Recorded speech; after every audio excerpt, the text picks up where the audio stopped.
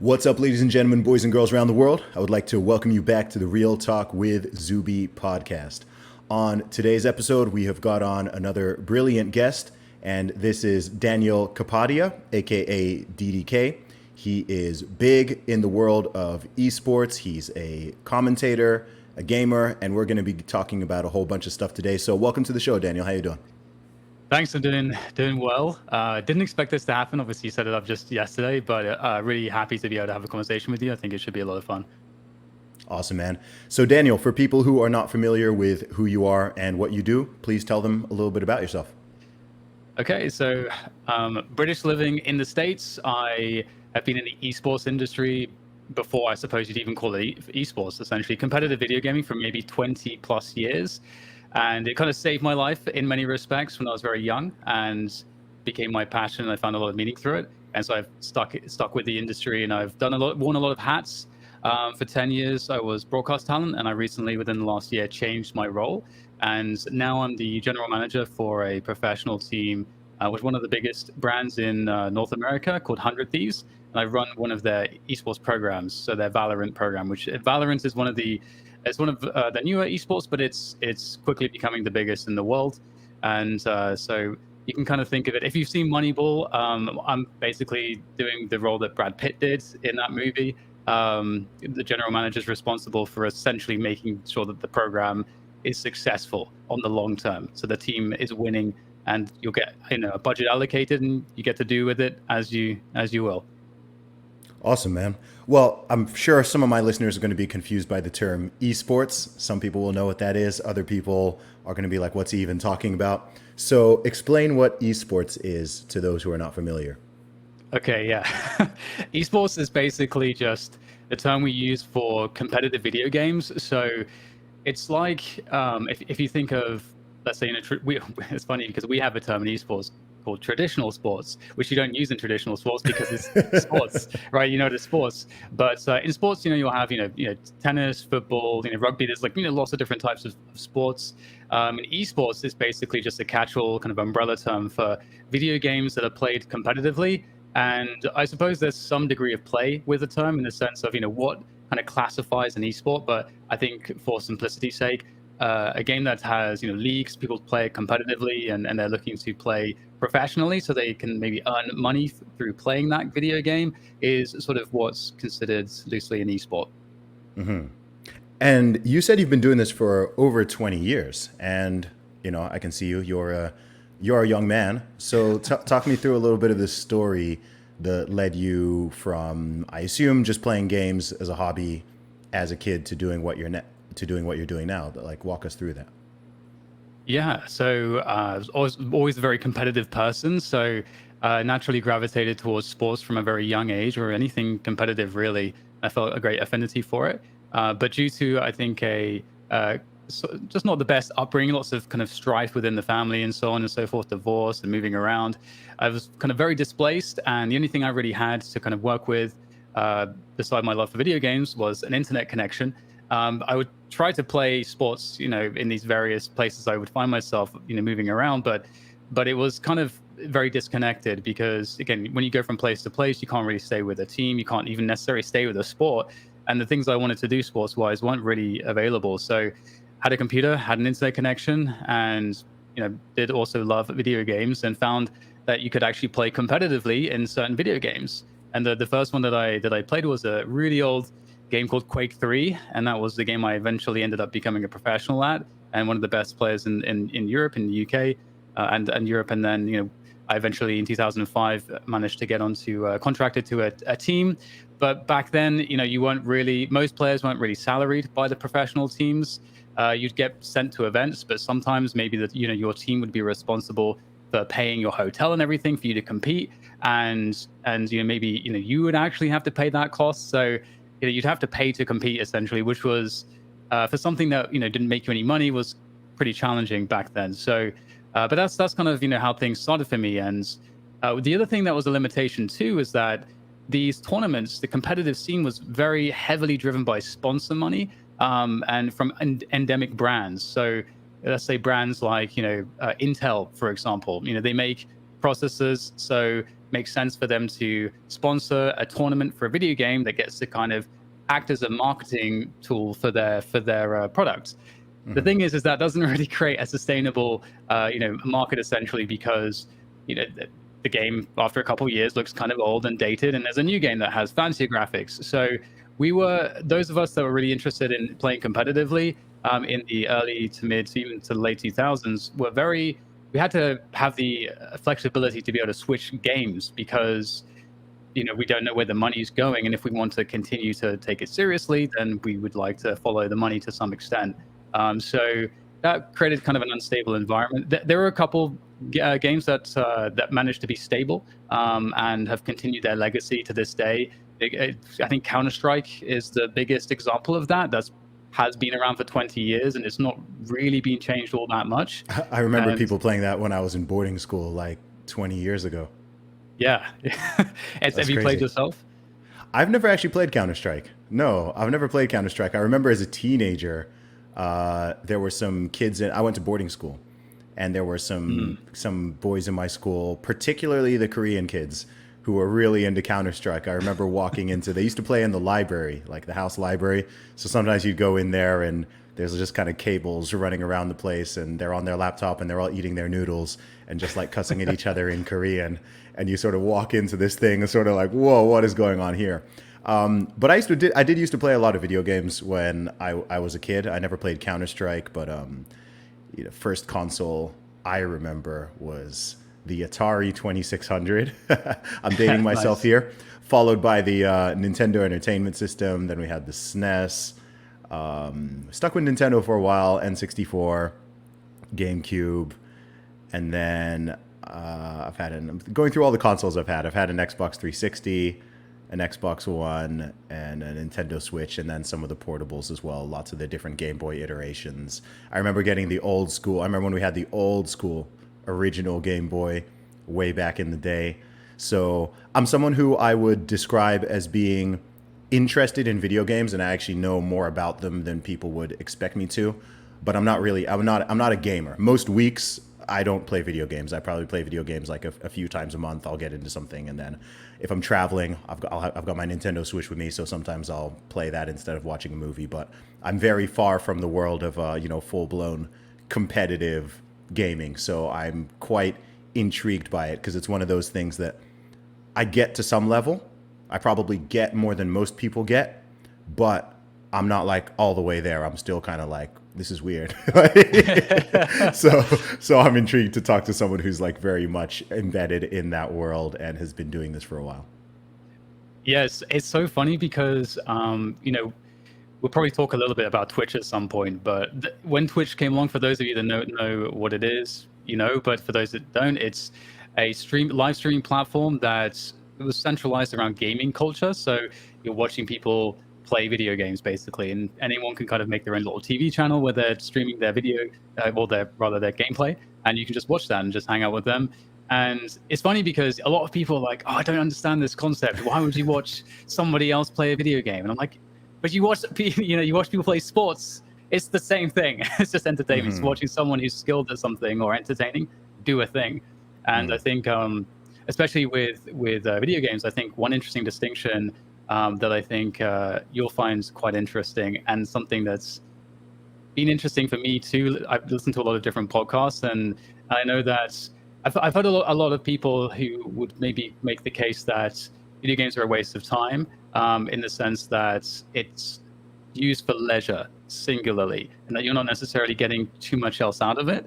And although that is true, or can be true, you can also, if you're playing something competitively, it can be a path for you to really hold the mirror to yourself, like any other competitive discipline, to see all of your weaknesses, and you're then driven through the path of needing to succeed, to then come into, encounter these obstacles of yourself, your own limitations, and learn and grow through them, which I think through the fire of competition, I think is pretty transformative for a lot of people. And you can really, I think, like I did when I was young, achieve a lot of what's the term, self-esteem. You can earn something. It's like any other like competitive discipline.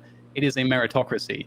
There is no guesswork. If you won, it's because you were probably better, or hopefully it wasn't because you were cheating or something, but it's because you were better, and you earn those skills with your hard work and discipline. You get out what you put in, and I think that's really important. So video games can be a lot of different things. So, and I know that you're a very, like I'm wearing this shirt. It says Progressive Overload. Um, Okay, yeah. this is Oh yeah. yeah. So it's It's the fable of the guy who carries the cow as it's growing every day, and yes, as it gets stronger. I can't. What's his name? Milo Yes, of Croton. that's the one. Yeah. I'll be honest, I actually made sure to look that up in case the shirt became a topic. Just so I would remember it as well. But yeah, so I think that journey and mastery has been something for me that's always been extremely important as a guiding principle. And I found that through a lot of different types of video games. Like I said, I had to bounce around between various different types, and that's kind of that created a lot of very interesting learning opportunities for me as I understood how to get really good at something, and then having the question, well, there's this other new thing, this other new video games, maybe even a different genre. Can I apply the same principles that I learned to get really good at this thing, to get to the elite level at this other thing? And then I found out that there's a lot of very similar principles, and that was a pretty fulfilling journey for me. Do you believe that children have the right to breathe mask-free or to go outside without the latest booster shots? What about the quote-unquote right to change their gender? Where do rights come from anyway? And why would you trust doctors to give you yours? Join the discussion this month at Unofficial Pediatrics, the Substack blog run by mainstream media's least favorite pediatrician, Dr. Adrian Gaety. Dr. Gaety was one of the first doctors in the USA to speak out against lockdowns, and he continues the fight for childhood innocence and well-being. If you are looking for a doctor who fears God more than he fears Fauci, then look to the second best four-letter word you'll hear today. It's not Zuby, it's Gaty. Check out his blog, Unofficial Pediatrics, at gaty.substack.com. That's gaty.substack.com. Subscribe today for free and join the battle as he challenges Big Pharma, Big Education, and a few more Goliaths along the way. One more time, that's gaty.substack.com. Now back to the podcast. Yeah, that's an interesting way to look at it. What was the first video game that you really got into? So you said that Quake 3 was the one that you first started playing competitively, but I'm assuming / hoping as a kid you were not playing Quake 3. So what was the what were some of the original games that just got you into gaming as a whole, even not competitively?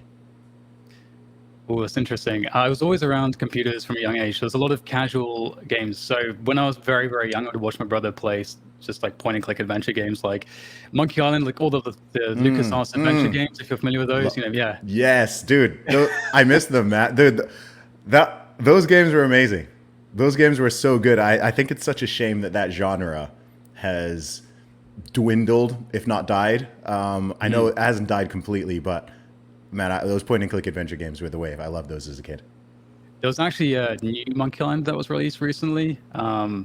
I haven't played through it. I got to some of the opening scenes, and I'm worried that it was maybe a little too affected by, wokeism. So, oh no! I just I'm not sure because I've only played the first 30 minutes, but I'm a little bit worried that it might, either way, it's probably still really funny, and I'll probably really enjoy it. But there are some good point and clicks, but they did disappear for a long time. You're right. There has been somewhat of a resurgence for some of the more retro type games like that.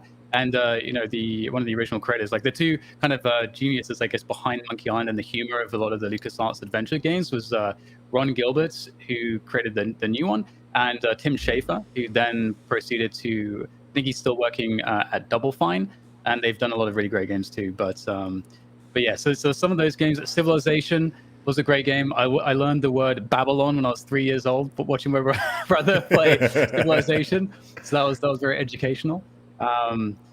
And what else? I mean, there's just lots of just random games on the Commodore. This is like, a very long time ago. I was like 3 to 8 years old. But I really, really loved the point and click adventure games. Those were fantastic. Warcraft, the original Warcraft, the original StarCraft, these games in the 90s. And I did play Quake 3 when it came out, and that was the first major.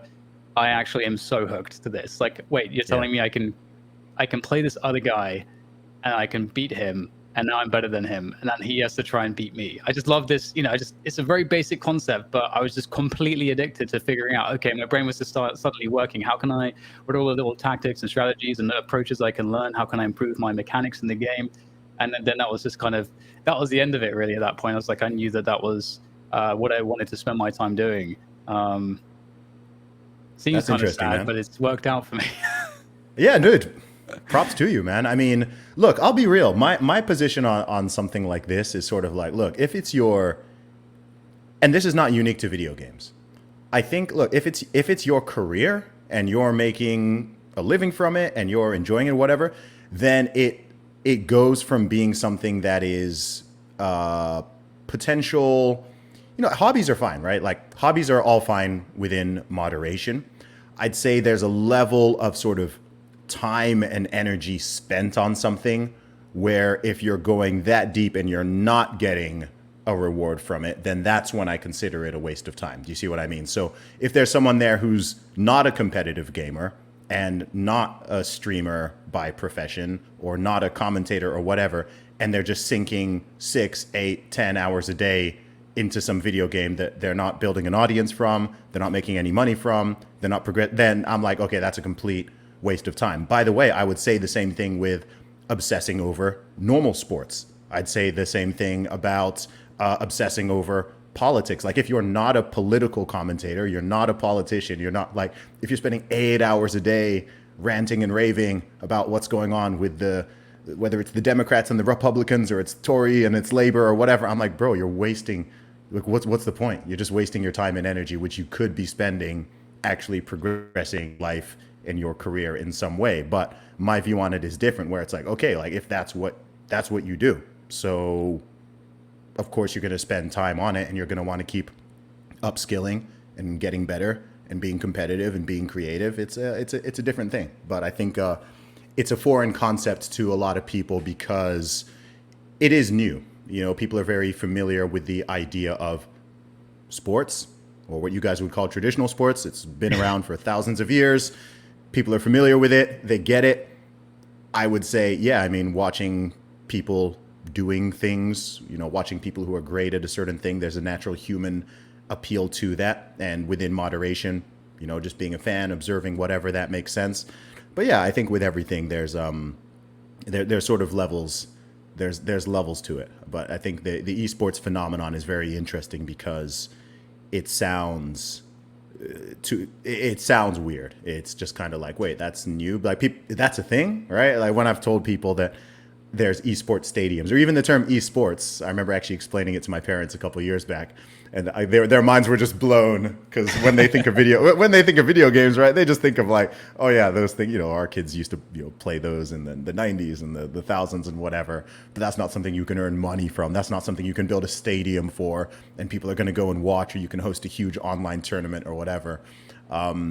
But then at the same time, I'll catch even older people of the older generations on YouTube watching random cooking videos and random all sorts of random videos, and I'm like, okay, well, it's not that different. Like, people like to watch people do things that they are interested in.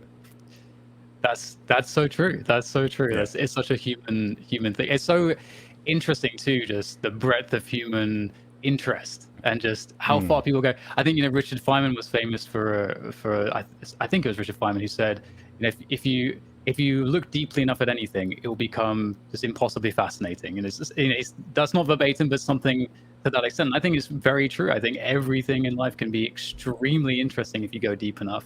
And I think that's just so wonderful. And I think that's what YouTube is all about. It's like finding all those people who have essentially, they're just, their life is a PhD thesis of one specific thing that they really love, and it's given them a platform. Yeah. So that's really, really powerful.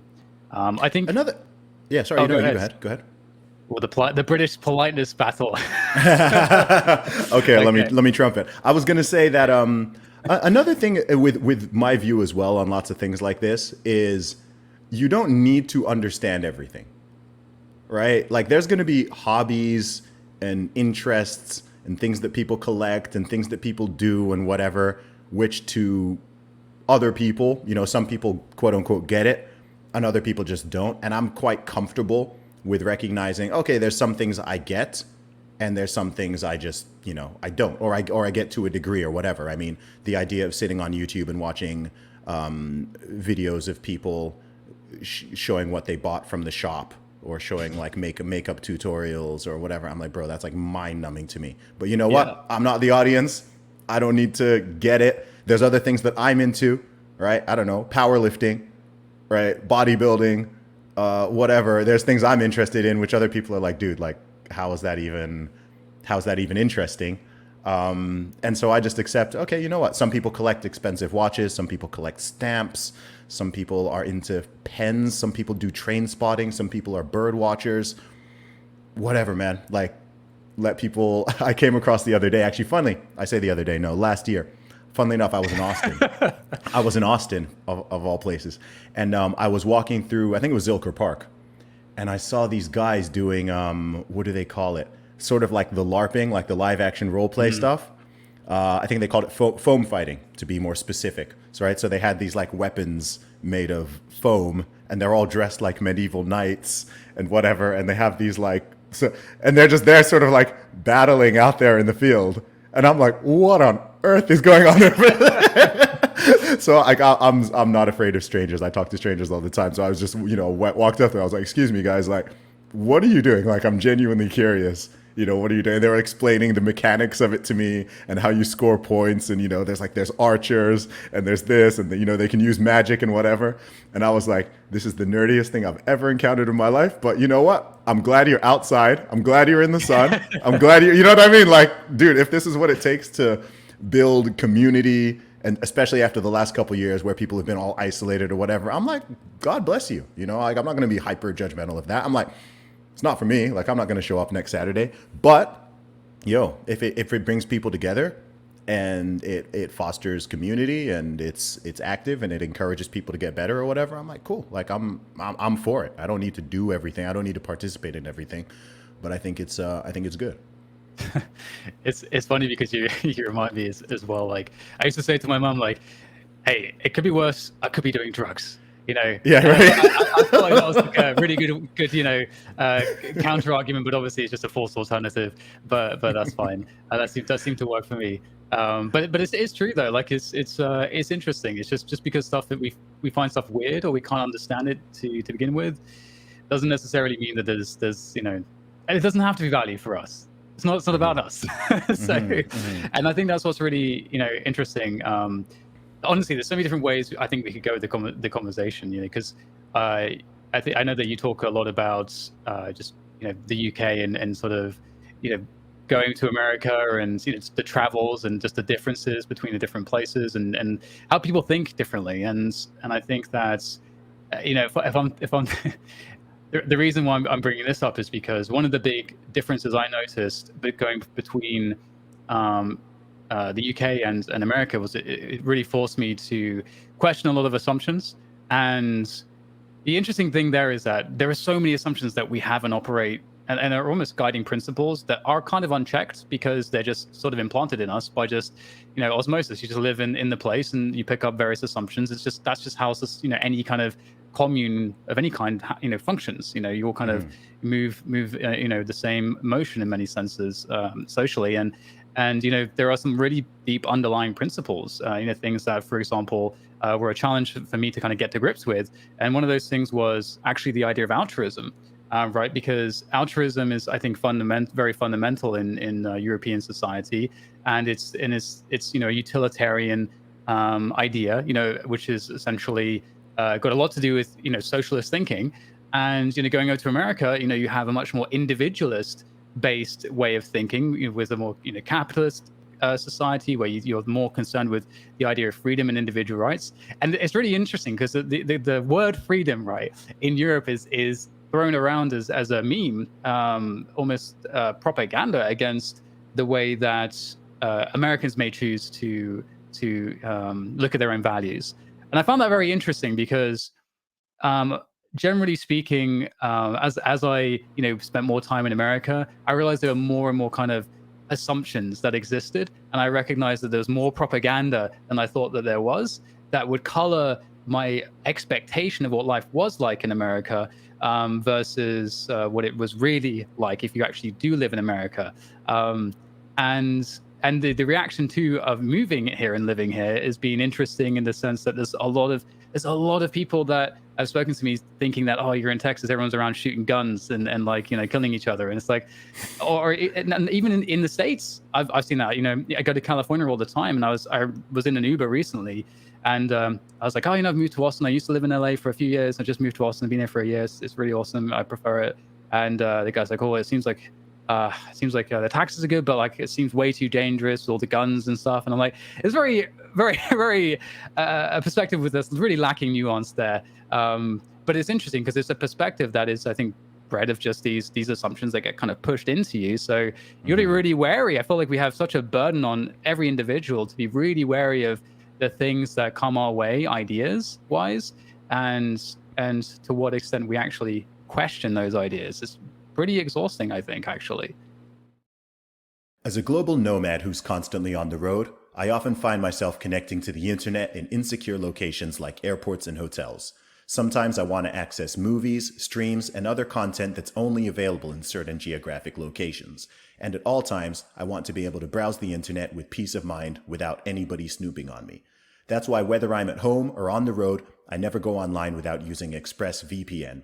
ExpressVPN is an app that reroutes your internet connection through their secure servers, so your internet service provider can't see the sites you visit. ExpressVPN also keeps all of your information secure by encrypting 100% of your data with the most powerful encryption available. It runs seamlessly in the background and is so easy to use. All you have to do is tap one button and you're protected. ExpressVPN is available on all your devices, including phones, computers, and even your smart TV, so there's no excuse for you not to be using it. Protect your online activity today with the VPN ranked #1 by Business Insider. Visit my exclusive link at expressvpn.com/Zuby, and you can get an extra 3 months free on a 1-year package. That's expressvpn.com/Zuby, expressvpn.com/Zuby to check out the offer and get an additional 3 months for free. Yeah, that's a fantastic point. And I think the reason why it's interesting you use the word exhausting, and that's exactly what it is. And I think that's why most people in most things don't look that much below the surface, because the world is extremely complicated. And so there's a tendency to always simplify it, right? We're always simplifying. I mean, even the way your eyes and your ears work, we are sitting here having this conversation. When I look at the screen, if I'm looking at you, I'm looking at your face on my screen, everything else is out of focus now, right? Like you can only focus in certain ways. You literally can't have the whole room in focus at the same time. You can't be listening in and attuned to everything at the same time. And because the environment is so complex, I think our brains just simplify all the time and use all of these heuristics and pattern recognition and things like that. And there can be problems with that when that is applied, especially to human beings, right? Because that's always the temptation. And I think this is where a lot of political polarization and socio-cultural problems and issues between human beings or between groups happen, because you're applying these heuristics and this sort of very low resolution worldview, us versus them, you know, black versus white, red versus blue, this versus that, in-group, out-group thinking, when you actually need to be way more nuanced and see things on a more individualistic level. And rather than just having all these assumptions and biases and presumptions, actually experiencing things, right? So you might have a view on even a certain country, a whole country, and maybe you've never been there, right? You've never been there, you haven't really met anyone from there, whatever, but you have this like really strong bias, which you sort of run everything through. On the flip side of what you were saying, of course, I'm sure you've met people in the States who think that if you go to London, you're going to get stabbed, right? And that they're afraid to go to London. People in London are afraid to go to the USA. Like you just see. And then I think also because obviously we're wired for survival. So it's well known that human beings are much more sensitive to negative things and potential threats than they are to the positive. If you post a video and you get 100 positive comments and you get one negative one, the one negative one stands out, right? It's the one that sticks out and the one that you want to react to and respond to. The media knows this, of course, marketing and PR and advertising agencies know all of this. If it bleeds, it leads. And so I think every day you constantly, if you want to be a critical thinker and you want to sort of navigate this complex world in a better way, you do have to be willing to expend that brain effort to not just kind of go with the emotions and the presumptions all the time and be like, okay, wait, okay, I do have my biases. I do have the things that I believe, which aren't necessarily based on that much information. Let me put that in check and have some humility and actually sit there. It's one reason I love doing a podcast, right? Because I'm like, okay, even with esports, I have my own views on certain things. Like, I'm not just there like, oh, it's stupid, it's a waste of time, these don't get, like, that's not my position.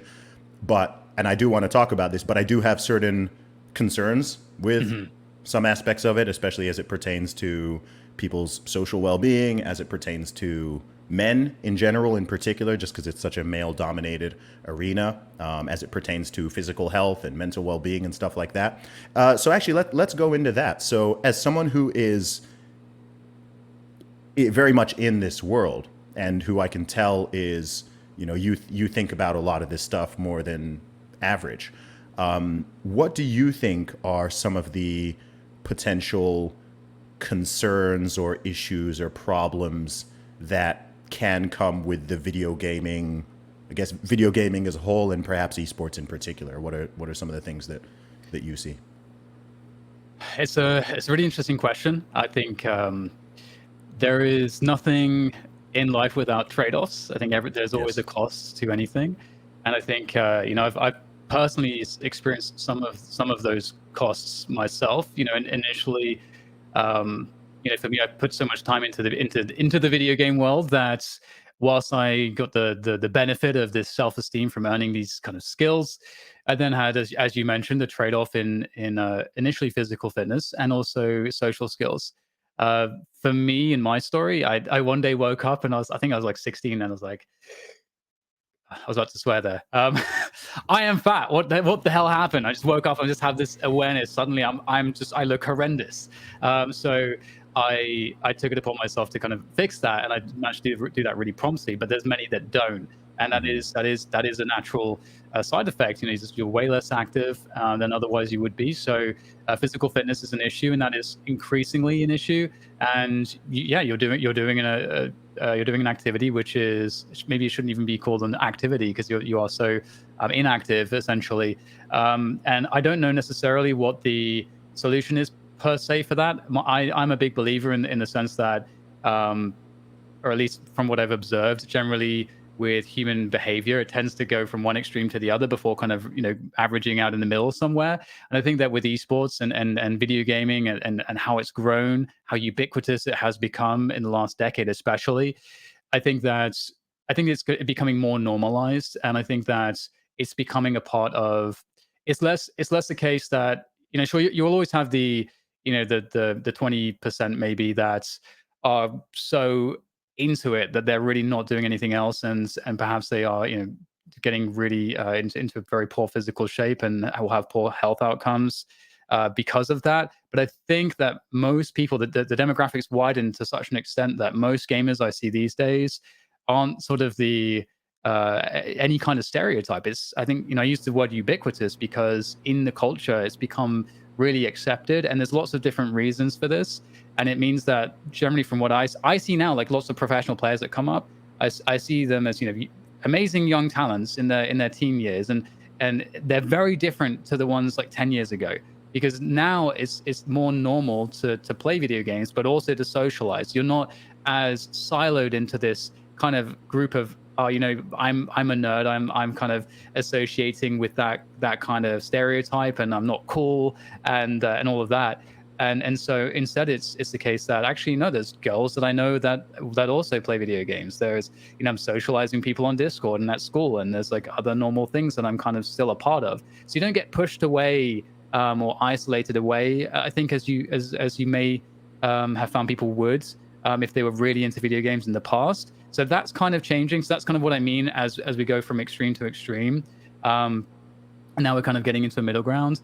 But again, it is not a very active thing to do. And the social aspects are, I think, the thing that concerns me the most, actually, because I think that it's extremely important, obviously, to human beings and connection with human beings is absolutely essential. The physical fitness is something that you can always address at some point, but I think especially in the teen years, losing some of those social opportunities, whether it be through school because you don't spend as much time doing extracurriculars, or because you're just more, again, kind of siloed into an environment where you're just sitting at your PC and socializing just strictly through the PC, and that's your preferred method of socialization.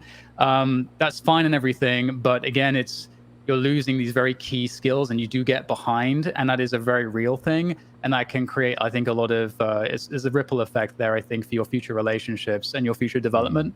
And so I do wonder if it's the case that people get kind of stuck in earlier developmental phases and get kind of stuck there a little bit because of this. And I've noticed too that a lot of influencers and big streamers, these are people that become really popular, but they are serving a very immature audience. And so I've noticed that they themselves also get stuck developmentally and are kind of still immature themselves as well.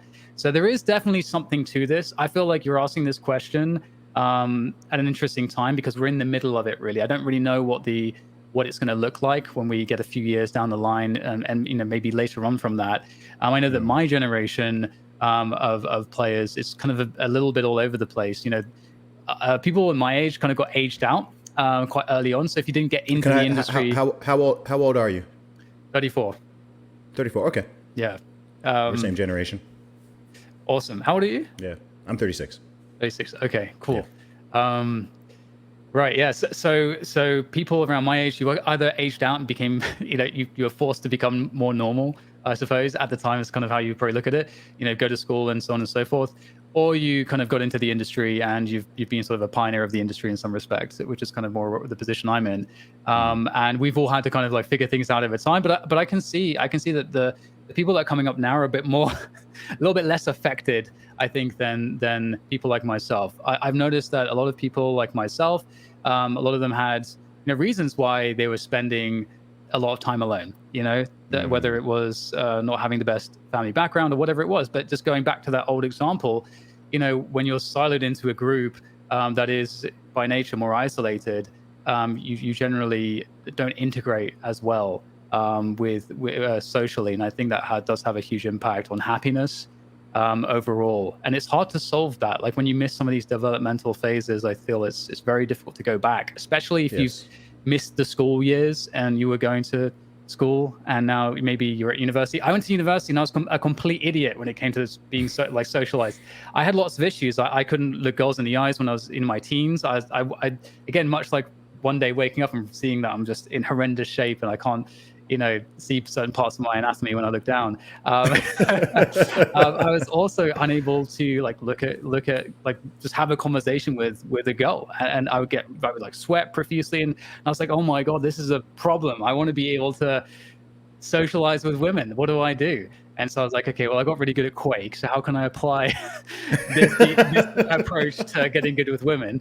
And so I ended up it's funny because I ended up actually going, okay, I just need to practice socializing. So I'd go out and I would just cold open, groups of people and then women and so on, and then just try to talk to people, because I recognized that's obviously one area where I was lacking, and that did help massively. However, I was still definitely a weirdo, so I had to contend with that. And in university, I ended up dropping out, and I think a lot of it was because of the fact that I struggled so desperately to connect socially with people, and I couldn't find any group or individuals I could really resonate with. So I ended up dropping out after a year and a half. So yeah, there's a lot of trade-offs, I think, and it's something that I don't think we fully understand just yet. There's a lot about video games that we don't understand just yet, in general, how it impacts people. And I think it's the same thing, talking about the extremes. I think I'm actually concerned with the way that marijuana legislation will go in the US because of the same reason. I feel like there's lots of pros, but I feel like no one's looking at the clearly documented cons in the scientific literature which are pretty clear. And I feel like people will just ignore that information will be suppressed, maybe for reasons economically, but also because that's just how things tend to work. We go through extremes. Yeah, it's interesting. Did you say that you're finding that the younger generation of gamers is more sociable than our generation? Yeah, I'm noticing that, but Okay. it's a little bit. It's because also the demographics are so widened now. It's just so much more Okay. normalized, and so that's partly the reason. Um, it's not just the people that are inherently inclined to more isolated activities. It's Hmm. also people that are maybe very extroverted that wouldn't otherwise have done it 10 years ago, but now everyone's doing it. It's really fun, um, and they can jump in a Discord group. And I think the pandemic probably magnified this quite a lot. Yeah. The pandemic was pretty good for gaming. Okay, it's actually really positive for me to hear that because I would have suspected the opposite. Because Mm. I'm very aware that something unique about our age demographic is we are the last generation, right? If you're in your, I'd say late 20s to, late 20s and up, we're the last people who remember the world pre-internet, pre-smart, when we were in our teenage years, everyone didn't have smartphones and social media wasn't what it was. We remember dial-up internet, remember the early days of the internet, all that. So we've had both. We've had and experienced both. But sometimes I wonder if I'm talking to someone who's 20 years old, I'm like, man, you never existed in a world where all of this stuff didn't exist. You've had, as far as you remember, there's always been Facebook and Instagram and Twitter and YouTube and this and that and smartphones. Everyone walking around with a computer in their pockets. And I have concerns for, people, let's say 25 and younger on that front, because I'm just like, man, from that social perspective, as you said, because when it comes to technology, and this goes with everything, this isn't strictly limited to video games at all. I especially think this with smartphones and social media.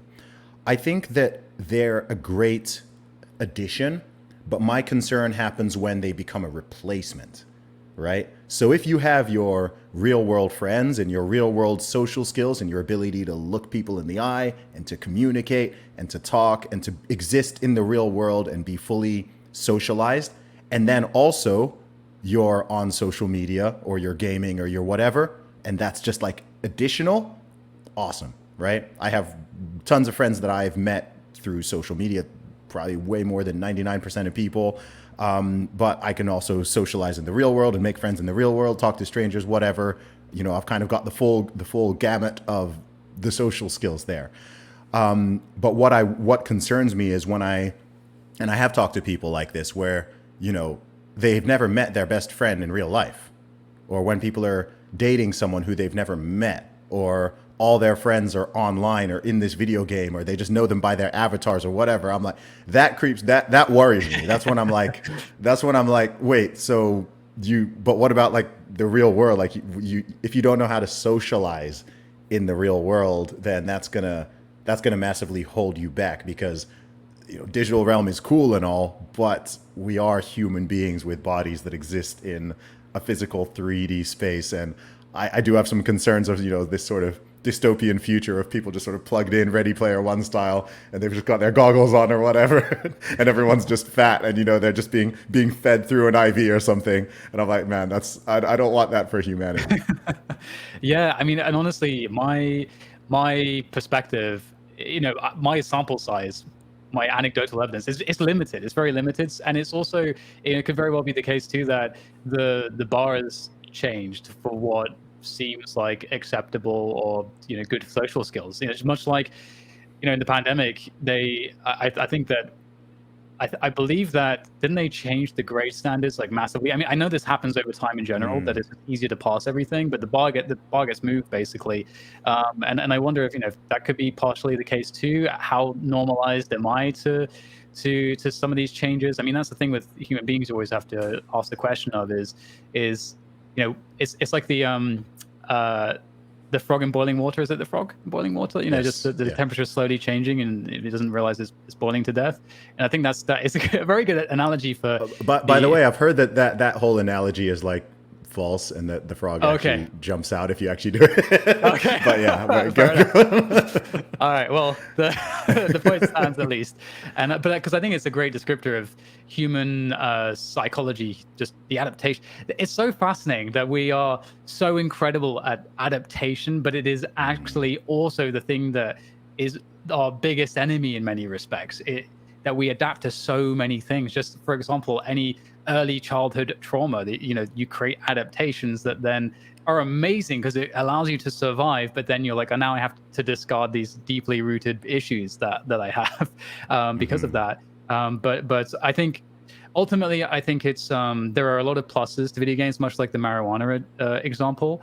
And I think that we will eventually catch up a little bit. And I think there's going to be, I think it's important that you have the right leaders in culture. I think culture is extremely important in any scale. And I think that with regards to, let's say previously I mentioned the kinds of leaders of culture we have now. A lot of it is like these influencers, and I think a lot of these influencers have been made on these awful algorithms. Obviously, I say awful. It's not like the algorithm's fault. It's obviously, nor is it conscious. I don't know why I'm like anthropomorphizing it exactly, but essentially, the way that we consume content is, I think, a pretty big issue because the people who are the most successful get elevated to a position of being leaders of culture, essentially, because they lead the trends, because they have the most following.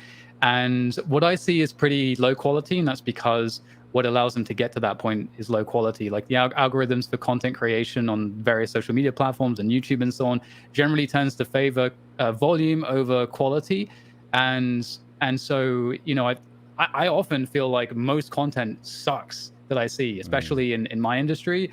And it's because and I get it. It's because you can't make really great quality content if you're trying to pump out volume. So yes. Everyone is just used to consuming volume. And that's actually something that really concerns me. And it kind of ties back a little bit to why I love podcasts so much, because as the human civilization has got more and more advanced over time, it's somehow become harder and harder to have a conversation. And I think that's fascinating. And I think conversation is extremely important. And that's another thing that's been really, in terms of the video game industry, that's been a big problem for me, is that it's hard to have conversations like it has been in most industries because of the way things have been going politically and how that's been amplified through social media, and the fact that I had a moment the other day, Zuby, where I was like, because freedom of speech is often especially with what's happened with Twitter and everything, it's a hot topic. It's weird that it's a hot topic for me, but I was like, I'm going to post this amazing video of Hitchens talking about free speech, where he talks about the moral dilemma of the guy shouting fire in a crowded theater, and I was like, I shouldn't post that because maybe it's controversial. And I'm like, hang on, I'm not posting the clip about freedom of speech because I'm worried. I'm like self-censoring. That's awful. Like, what's happening here? This is not good. And in my industry in particular, it's not like I'm in a position to really talk about what I think is good thinking, because that's all I care about. I don't care about what you think. I think what everyone thinks should be able to freely express it, and it's theirs to freely express. It's their individual right that they have the freedom to have the free thoughts. I don't want to be controlling people's thought. That's an individual right. So I don't want to come between that. Nobody should. And I think that's the beauty of the human species, is the extreme diversity that we have in terms of how people think. And it goes back to the YouTube thing. If we tie that back in, imagine if someone was telling you precisely what you're supposed to be interested in or what was interesting. The whole point of why YouTube works, like we established, is because people get to decide what they're really interested in, not somebody else. And they get to explore it on their terms, and they get to find an audience if one exists. And again, for us to be in a place where, for me, I don't feel comfortable talking about just good thinking anymore, because asking a question is now not okay. That's pretty awful. So yeah, that's another place we could have taken the conversation. I know we're low on time. Absolutely. Yeah, because that's interesting, because it does seem that everything's been infected by the woke virus, and it does certainly seem, from what I see as an outsider, that the video game world, both from a competitive and a non-competitive standpoint, just the same with other forms of entertainment, there's this, I don't know if it's rising, but there's this degree of genuine intolerance for people who are asking too many questions, or maybe you're following the wrong person on Twitter, or this or that. I'm glad you're coming on this podcast, because I have had messages actually from people who are more deep in the video game community who are like, oh, I got some, I retweeted one of your tweets, and some people got mad at me for this or that. I get those type of DMs, right? So I'm just like, man, that's kind of it's a weird concept to me as well, because I'm very much just like, man, like, people have freedom, people have liberty, like, follow who you want to follow, like what you want to like, talk. We can have debates about what are good ideas and what are bad ideas, or if certain lines are crossed, right? It's fair to criticize and challenge things and whatever.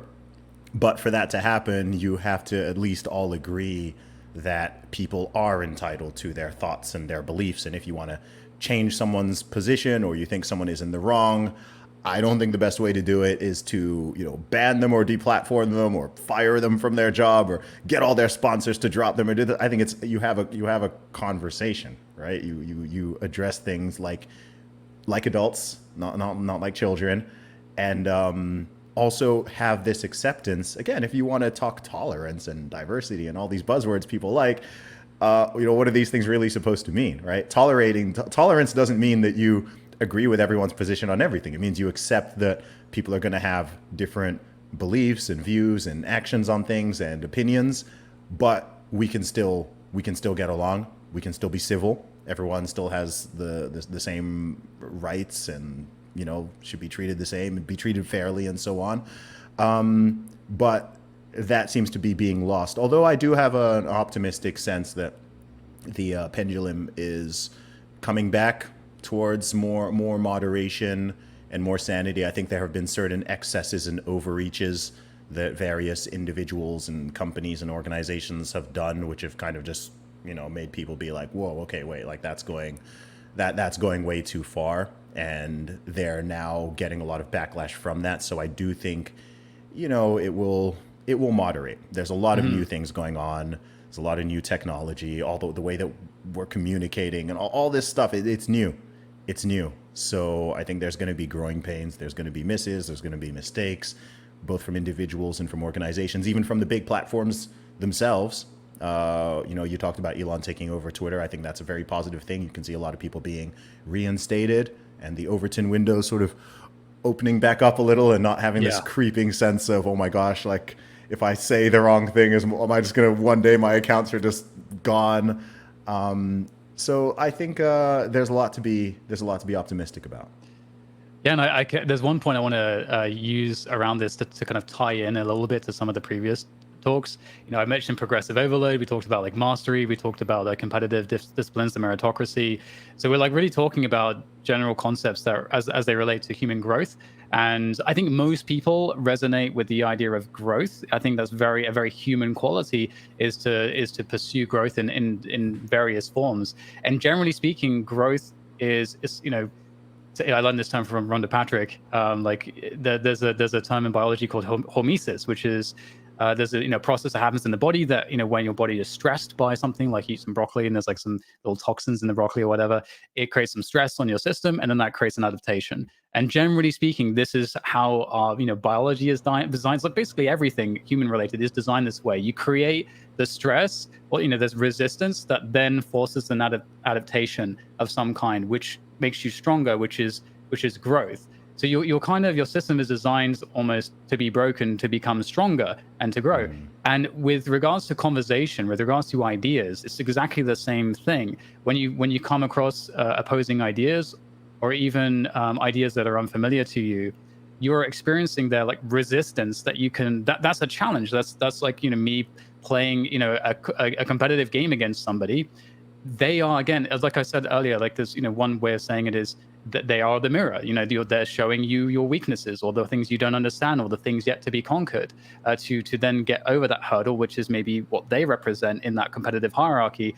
Or another way to put it as well, which is a bit more poetic, which is one thing I really like about competition, is that it is poetic. It is the fact that your greatest nemesis, perhaps the person that drives you to the most that has the biggest rivalry with you, that you can't beat, or whatever it might be, is really your greatest friend. It's the person that is there showing you the path to your improvement. And it's so interesting, the duality there, that although you have all this ferocity against this person, there is actually a very compassionate relationship between you and them, that even though you're in competition, and I think fight sports are really cool when you see this, there is a level of respect that these competitors can only know between each other, because they're the only ones that understand what it took to get to that point in which they are at, the kind of trials and tribulations that they overcame to get to that point.